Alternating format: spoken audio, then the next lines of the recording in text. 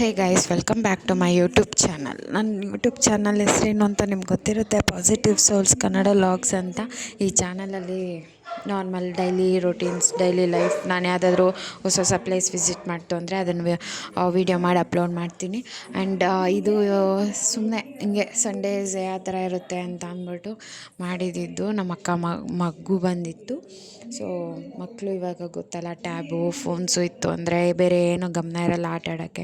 ಫಸ್ಟೆಲ್ಲ ನಾವೇನು ಮಾಡ್ತಾಯಿದ್ವಿ ಅಂದರೆ ಆಚೆ ಮಕ್ಕಳ ಜೊತೆ ಆಟ ಆಡ್ಕೊಂಡಿರ್ತಾಯಿದ್ವಿ, ಫ್ರೆಂಡ್ಸು ಎಲ್ಲರ ಜೊತೆ. ಇವಾಗ ಎಲ್ಲ ಟ್ಯಾಬಿಗೆ ಬಂದುಬಿಟ್ಟಿದೆ.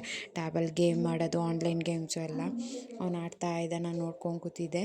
So it was fun. ನೋಡೋಕ್ಕೆ ಚೆನ್ನಾಗಿರುತ್ತೆ, ಬಟ್ ಮಕ್ಕಳಿಗೆ ಆ್ಯಕ್ಟಿವಿಟಿಯಾಗಿರಬೇಕಲ್ಲ, ಅದನ್ನು ಟ್ರೈ ಮಾಡಬೇಕು. ಇವಾಗೆಲ್ಲ ಟ್ಯಾಬು ಫೋನು ಕೊಟ್ಬಿಟ್ಟು ಪೇರೆಂಟ್ಸ್ ರಿಲ್ಯಾಕ್ಸ್ ಆಗಿಬಿಡ್ತಾರೆ. ಆ ಥರ ಮಾಡೋಕ್ಕೆ ಹೋಗಬಾರ್ದು.